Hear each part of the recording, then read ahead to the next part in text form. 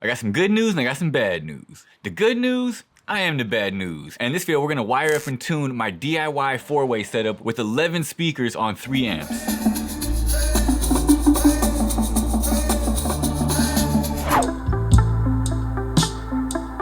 So a few videos back, we actually installed some custom speaker pods with 2 B2 Audio Riot 6.5s in the fronts, some Bonce W81 mid-bass speakers in the rears, and then 2 B2 Audio Rage T1 tweeters in each A-pillar. And while that previous video was more about the install of those things, I didn't really go too much into the wiring and tuning of everything because that's kind of its own little process, and I felt like it would make more sense to kind of leave that to its own video. So here we are.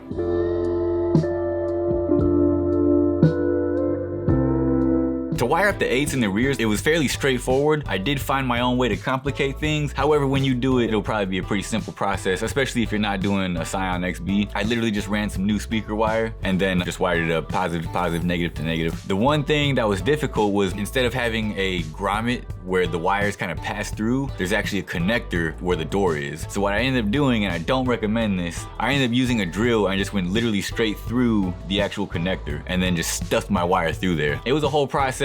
I wouldn't do it that way if I could go back. That's just how I did it. It worked for me. In case you're wondering, it is possible. And that was the same process for both the 8s on the rears. Since I was gonna be running 2 tweeters in each A-pillar and 2 6.5s in each front door, for those setups, I decided to use some terminal blocks so that my speaker wire is going from the amp to the terminal block, and then from the terminal block, it just kind of splits the signal to the 2 different drivers, either the 2 6.5s or the 2 tweeters. In order to actually attach everything to the terminal blocks, I do some spade terminals on the ends of the speaker wire.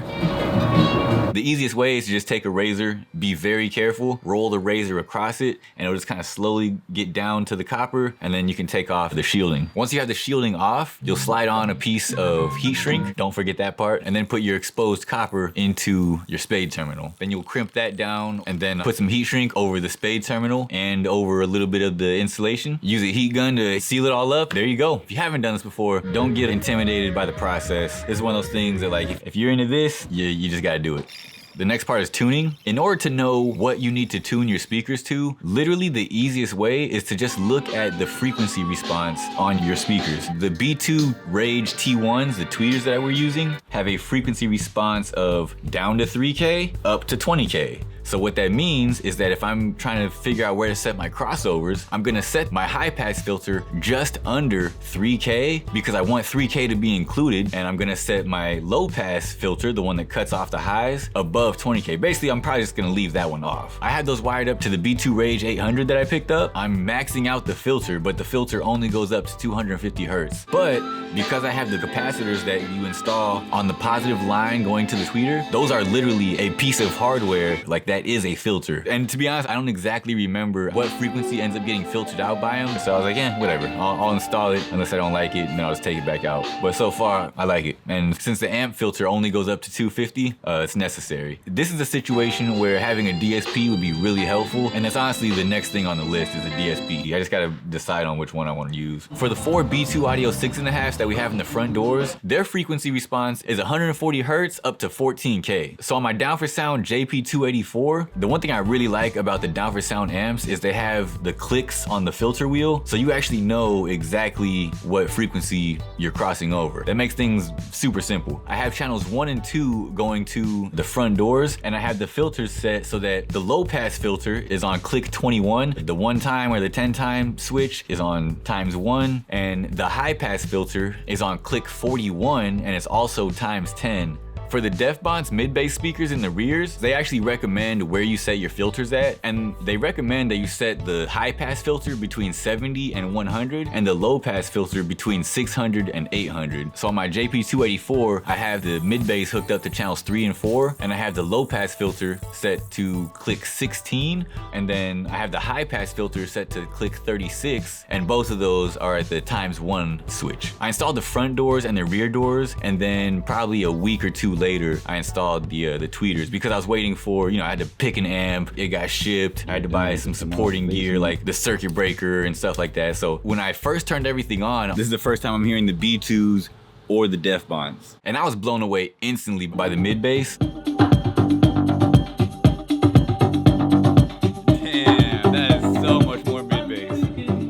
only because that was like a weak point in my system. So like, it wasn't like the def bonds were better than something else. That frequency range just straight up wasn't in my system. So it was like, whoa, you know, and it super blew my mind. You know, even though my mid-bass setup could still use some work, just having some mid-bass drivers helped so much, completely blown away. The one thing is that since I only have my mid-bass in the rear, it's like everything else is here, but the mid-bass is kind of coming from down here. Like, it's kind of funky. And the B2s sound super crispy, super clear. They sound really good.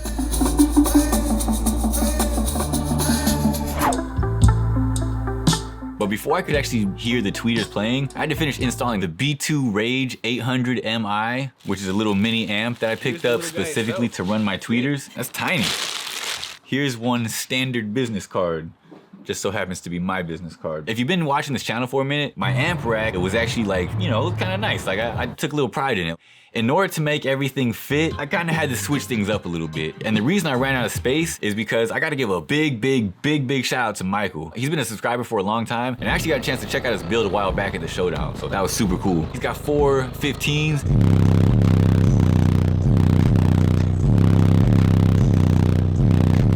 But he actually donated this HiPower DM11000 Class D amp to the Slapbox. I did some research on this thing, and literally the only mentions I could find of this thing online were from a store in the Philippines and a store in Thailand. That was literally it. But yeah, so that new amp is much bigger. So in order to fit it in the amp rack and fit the Down4Sound JP284 and fit the B2 Rage 800, everything just kind of had to go in, you know, not as cleanly as I would have liked it, but it works for now. I'm not sure how much power it could actually put out. Like, I'm not sure what it could actually do, but I asked for about 3K in the tuning. I haven't actually like clamped anything to see what it's actually putting out, but there was definitely an improvement. It definitely got louder.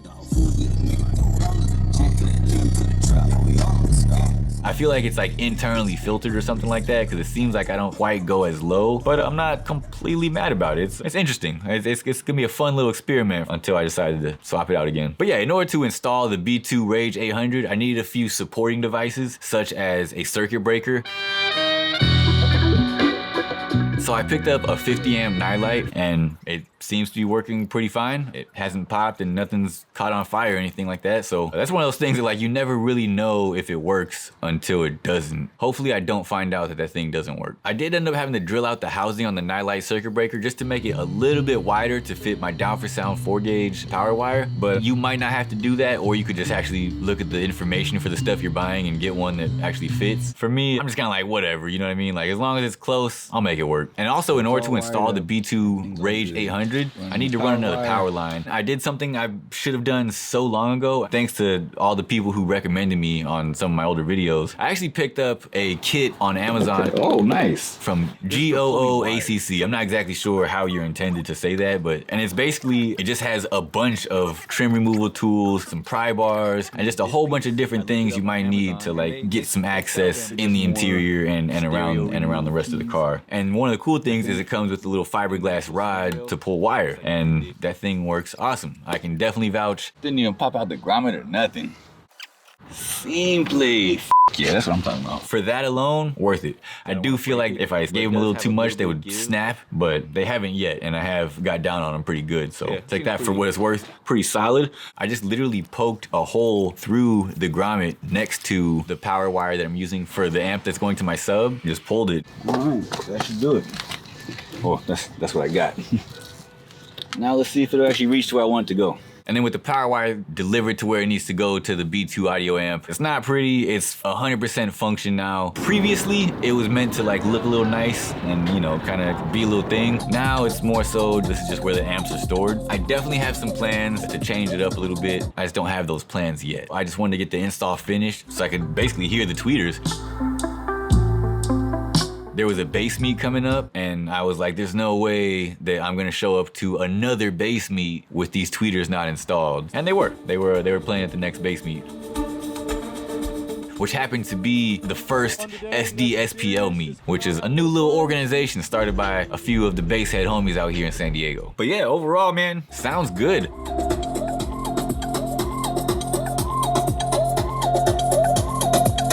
I do have some pretty bad hissing out of my tweeters.